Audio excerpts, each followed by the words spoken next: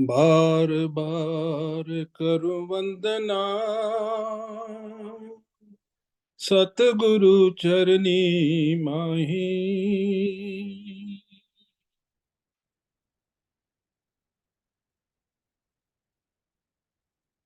Hello.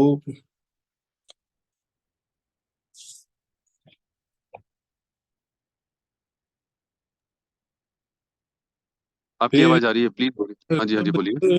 नहीं आई। आज का विचार मुझे आदेश मिला है। आज मैं सोच रहा था कि मैं महाराज जी के बारे में क्या लिख पढ़ूं, क्या उनके बारे में कहूं। उतनी औकात तो है नहीं, फिर भी कभी कभी मन में विचार आता है कि महाराज जी ने कितनी गूढ़ बातें लिखी हुई हैं जो हर लिहाज से मुकम्मल है। कुछ दिन पहले मैं एक साइंटिस्ट की, जो ब्रह्मांड के बारे में, उनका नाम ब्रेन कॉक्स है, इंग्लैंड के साइंटिस्ट हैं, उन्होंने ब्रह्मांड के बारे में कुछ बातें कही। वो कहते हैं कि ब्रह्मांड लगातार तब्दीली में रहता है।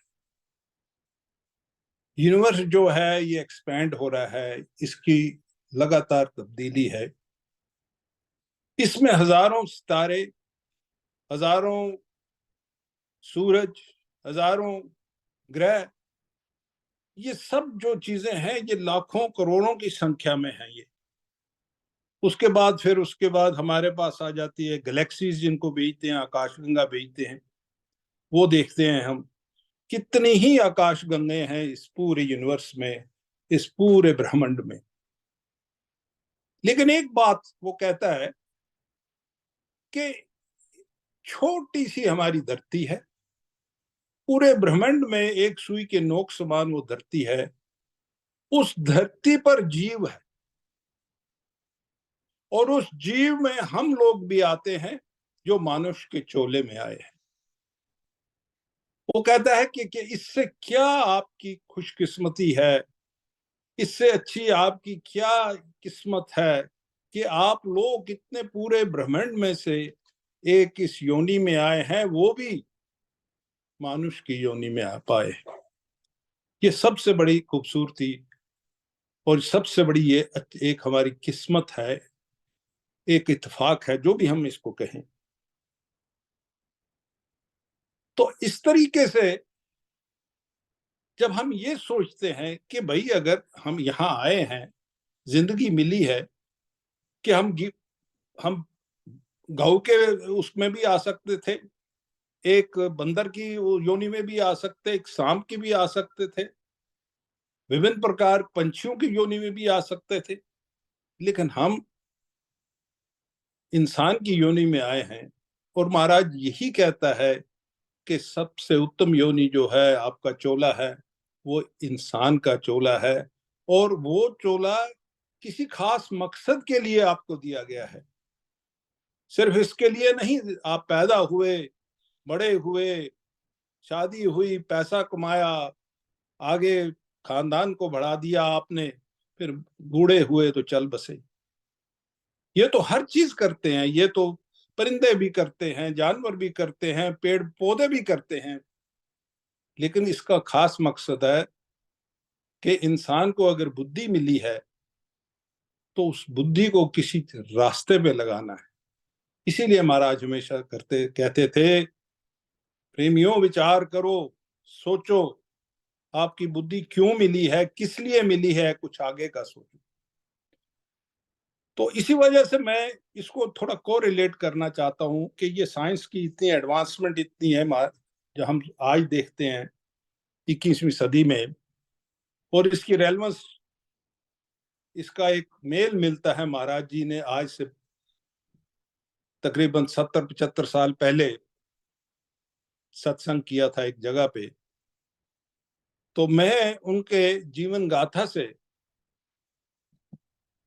एक माहौल सा बनाना चाहता हूं कि जैसे हम सब लोग बैठे हैं सत्संग में, महाराज हमारे सामने हैं, वो बोल रहे हैं, उनके भाव ऐसे हैं, कभी वो गुस्से में भी बोल देते हैं समझाने के लिए, कभी प्यार से, और कभी ऐसे तरीके से बोलते हैं कि दिल को छू जाती है वो बातें।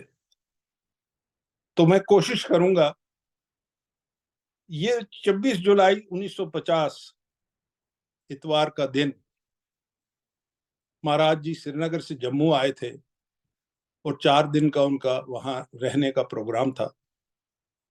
ये वहां पर उन्होंने ये सत्संग किया।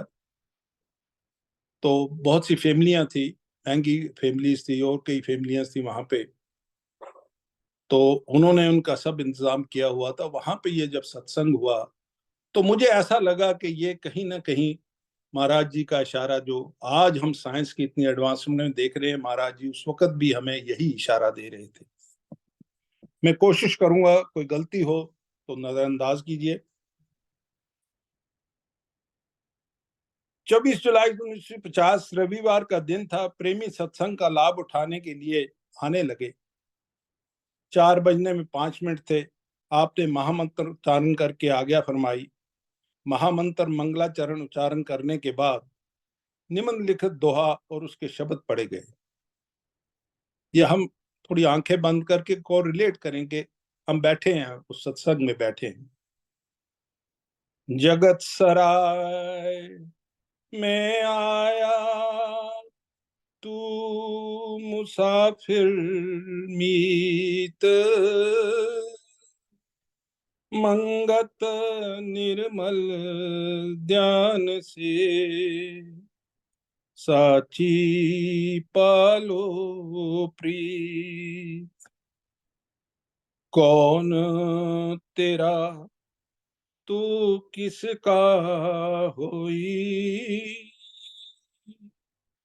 मंगत आज्ञा प्रभ में चक्र चलोई।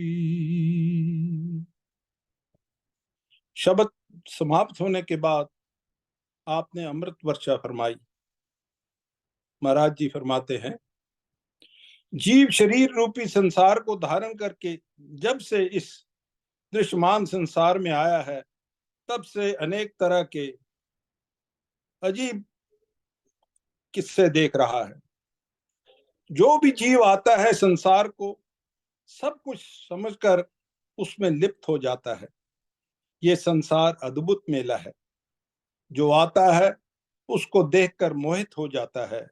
कोई विचारवान विवेकी जीव इस चक्कर को देखकर विचार करता है कि ये क्या बना हुआ है, किसने इस हरे भरे फले फूले बाग की रचना रची है।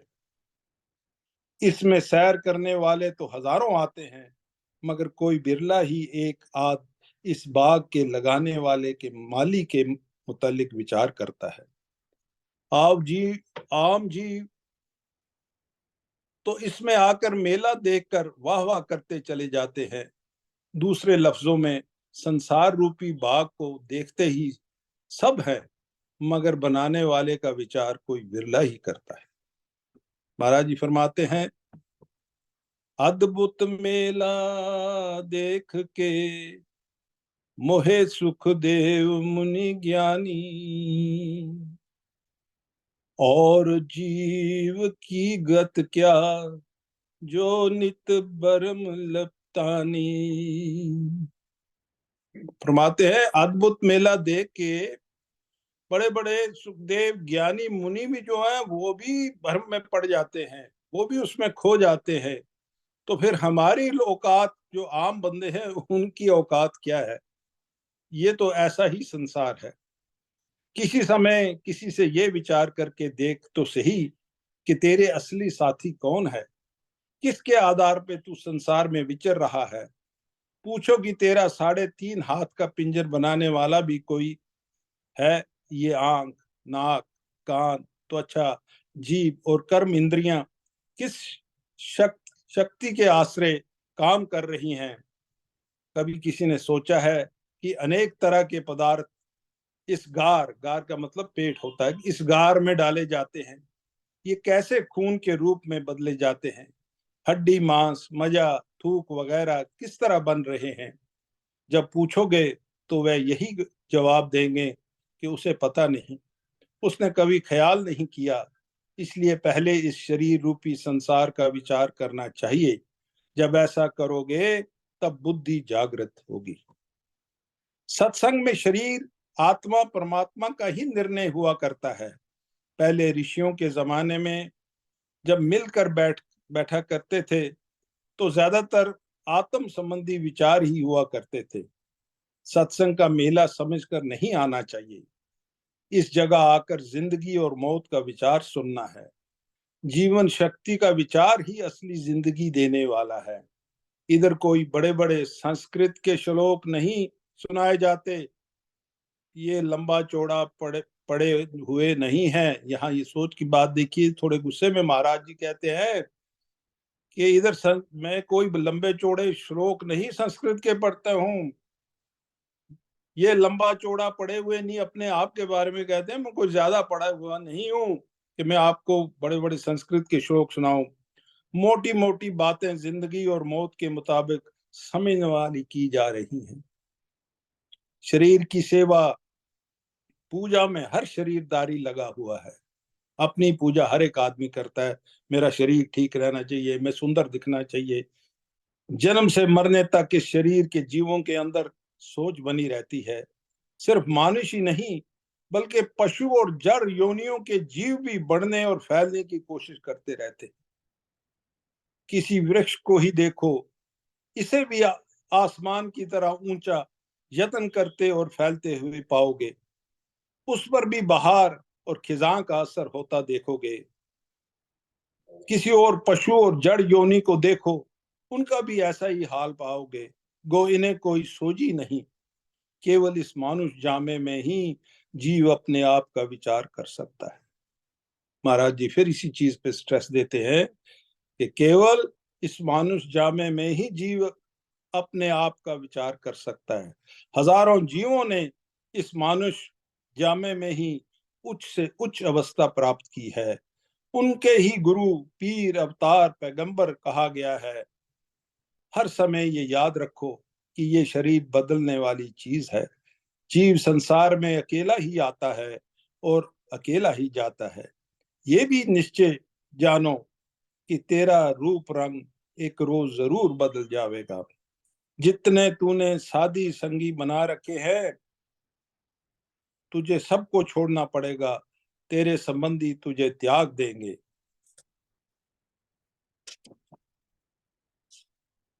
गुर न मानी सद करे, ने घर या घर आ। जिंदगी में ही अपने ठोर ठिकाने पर पहुंचना तेरा असली काम है। जीव ने जिस कदर पांव फैला रखे हैं, प्राण कला के टूटते ही सब कुछ रूप हो जाया करते हैं। सब दुख रूप हो जाया करते हैं। जीवन काल में जब तक होश है, ये जीव किसी दुखी, दीन, अनाथ की तो परवाह नहीं करता और ना ही किसी के दुख दर्द बांटता है और अपना सुख तकसीम करता है, मगर चाहता यह है कि परलोक में भी सुखी रहूं। कैसे उसकी मनोकामना पूरी हो सकती है? सेवा करने वाले और मालिक को याद करने वाले ही लोग परलोक में सुखी हुआ करते हैं। जीव जब शरीर को छोड़कर चले जा देते हैं, उसके बाद उनके संबंधी रोते हुए कहते हैं कि महाराज जी अब अपनी जुबान में, वहां की जो लोकल जुबान उसमें कहते हैं, बागा दिया रानिये भुखी प्यासी गई हैं, मुल्खा दे बादशाह सब कुछ छोड़ गए। ये जब कोई मरता है तो उसके ये वहन होता है, उसके ये रोते हुए बिलखते हुए लोग कहते हैं। सारे जाने वाले जीव आखिरकार भूखे प्यासी ही जाया करते हैं। कोई राजा है या राना, कोई भी साथ बांध कर नहीं ले जा सकता। मेले ने शुरू होकर आखिर खत्म होना है। बड़े मेले का छोड़कर सब घर लौट जाते हैं। वही सुखी होते हैं जो सब कुछ प्राप्त करके भी सारे माल इकबाल को प्रभु की दात समझते हैं। वही बुद्धिमान है। रास्ता जरूर मुश्किल है, इसमें दृढ़ता के बगैर चित्त के अंदर धीरज संतोष नहीं आ सकता। संसार की कोई चीज धीरज देने वाली नहीं। सबको छोड़ने से पहले जीव ऐसे सत यत्न इख्तियार करे जिससे जीवन काल में ही सुखी रहे और इस पिंजर को छोड़ने के बाद भी सुखी हो। ईश्वर सत बुद्धि देवें ताकि संसार से सफलता प्राप्त करके चलें। इसके बाद दोहे व शब्द पढ़े गए। नाम जपत से बरमन नासे, सूजे पद निर्वाणा। मंगत जीवन सार जग माही, एक नाम ध्यान भगवाना। फिर आरती व समता मंगल उच्चारण करने के बाद प्रसाद बांटा गया और सत्संग समाप्त हुए। इसके बाद सतपुरुष ने फरमाया, प्रेमियों कोई विचार करो। महाराज जी का हमेशा यही हम सुनते आए हैं कि वो कभी ऐसे नहीं चाहते थे कि प्रेमी बस मगन होके उनकी सारी बातें सुनते रहे, हाँ में हाँ मिलाएं। वो कहते थे विचार करो, तर्क करो, बाहोश रहो और आंखें मूंद के किसी पर यकीन ना करो, ठोक बजा कर लो। अपने गुरु को भी ठोक बजा के, वो उनकी बहुत मशहूर बात है कि भाई एक घड़ा भी लेते हो ठोक बजा के लेते हो, तो अपने गुरु का भी चयन करना है तो उसको भी परख के लो आप। प्रश्न था, एक प्रेमी ने पूछा उन प्रश्न, ये सत्संग की बात है, ये चल रहा है सत्संग। महाराज जी, दृश्यमान संसार को देखकर हम सब नित्य ही मोहित होते रहते हैं। मन की ममता का किस तरह नाश किया जावे। यूं जो मोह बढ़ता है, संसार सुख रूप दिखाई देता है। एक पलक के वास्ते संसार के सुखों को भूलने की कोशिश नहीं करते। अब इसमें थोड़ा हम चलें तो महाराज जी थोड़ा सा उत्तेजित होते हैं। एक वो उनके मन में एक किस्म का, उनके चेहरे पे एक शिकन सी आती है, एक थोड़ा सा गुस्सा जो होता है। तो कहते हैं, प्रेमी सुनो, जिन्होंने सर पर छाई डाल रखी है, सिर मुंडा रखे हैं, कोई नंगा है या जल में खड़ा है, कोई धुनी ताप रहा है या लंबी लंबी जटा बढ़ा रखी है, या अनेक तरह के संगो पाक व बेश इस वासन धारण कर रखे हैं कि ममता नाश हो, मगर उनकी ममता संसारियों से भी अधिक बढ़ी हुई पाई जाएगी। जिनको गुरु गोसाई सन्यासी समझकर पूजते हैं, वह भी माया के फेर में पड़े हुए हैं। जो भी संसार में आया है, संसार को देखकर मोहित हो रहा है। जिन्होंने संसार को देखा और उसे समझने का यत्न किया, उन्होंने जान लिया है संसार क्या है। और जब उसे बदलने वाला जानकर संसार को बनाने वाले की खोज की, ऐसे विवेकी जीव ही ममता के जाल को समझकर इससे पीछा छुड़ाने की कोशिश करते हैं। मन की ममता का नाश करना कोई आसान काम नहीं है। बुद्धि रोम रोम में फैली हुई है। ममता करके संसार के सब जीव हर समय फैलाव कर रहे हैं। ममता रूपी रोग से हर जीव ग्रस्त है। मोह करके सब विकार प्रकट होते हैं। बड़ा खुशनसीब वह जीव है जो रोग को समझकर उसका इलाज करता है। माया चक्कर से मुखलिसी हासिल करनी है, किसी से इस चक्कर से छूटने का रास्ता पूछकर। अब यहाँ महाराज जी किसी और लहजे में आते हैं। उसमें ऐसा महसूस होता है कि जैसे वो अपने दिल की बात हमारे दिल तक पहुंचा देते हैं। और मुझे पढ़ने में ऐसा लग रहा है कि महाराज मुझे सीधा मुझे ही संबोधित कर रहे हैं, मुझे ही मुखातिब है मेरे। तो हर वहां शख्स बैठा हुआ, उसे महसूस होता था कि महाराज कैसे हमारे दिलों में आ रहे हैं। किसी से इस चक्कर से छूटने का रास्ता पूछ कर चल कर देख। सारी उम्र ये पूछने में ही नहीं गुजार देनी चाहिए कि काम क्रोध लोभ मोह अहंकार विकारों को किस तरह छुटकारा हासिल किया जावे। ये चीज तो हम पे भी लागू। इतने सालों से महाराज की सेवा में हम हैं, सब कुछ करते हैं, लेकिन अभी भी वो झुंझलाहट दिल में है कि इससे छुटकारा कैसे मिल जाए। तो महाराज फरमाते हैं, ममता को नाश करने वालों से पूछ कि इस रोग से किस तरह मुखलिसी मिलती है, और फिर जो इलाज वह बतलाए उसे शुरू कर दे। तब बाद में महाराज जी कहते हैं, तब रंग लागत लागत लागत है, भरम भागत भागत भागत। क्योंकि ये ईमान लाना और ये रंग में रंगना ये बहुत मुश्किल है, और ये आस्ता आस्ता ही आता है।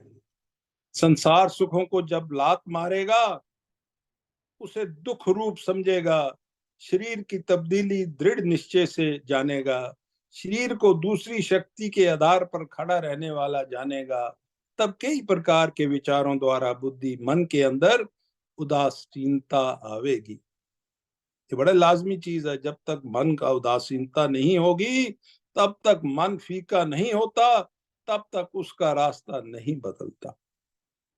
स्कूल में एक दिन जाने से सारा सबक नहीं मिल जाता, सत्संग में फिर देखिए वो किस करना प्यार से बोलते हैं, सत्संग में आया करो और सत असत का निर्णय समझो, अब रात शुरू होने वाली है, फिर किसी समय आओ, बुद्धि को खोल कर चलना चाहिए, संतों की परख करते रहा करो। ये महाराज यहाँ पे अपना ये खत्म करते हैं सत्संग। तो ऐसा महसूस हुआ है कि जैसे सिल बिल्कुल हमारे दिलों को छू जाते हैं।